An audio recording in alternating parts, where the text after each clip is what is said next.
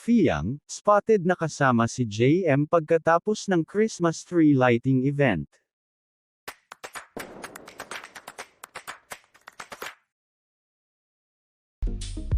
Matapos na umattend sa Christmas tree lighting sa Araneta City si Pinoy Big Brother Gen 11 Big Winner na si Sofia Fiang Smith kasama ang kapwa ex-Gen 11 housemates na si Jeren Garcia. Spotted si Fiang na kasama na nito ang nalilink sa kanya ngayon na si JM Ibarra. Sa isang larawan, makikita na nagpa-picture ang ilang fan sa kanilang dalawa na nasa magkabilang gilid ang mga ito.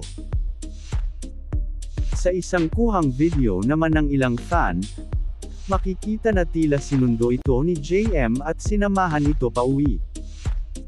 Narito ang video.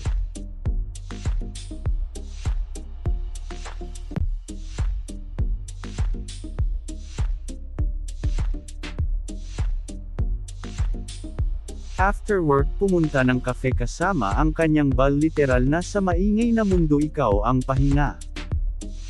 Fiang after Christmas lighting event, nagpunta sa star ng Pasko niya. Grabe na ang pagiging tanod ng isang John Mark Daniel Ibarra. Bumawi siya ngayon, pinaghintay kasi si Fiang kagabi hanggang sa napalo na ng hunger kasi ayaw matulog kakahintay ng tawag. Samantala, narito naman ang mga ilang kaganapan sa nangyaring mall show nina Jeren at Fiang.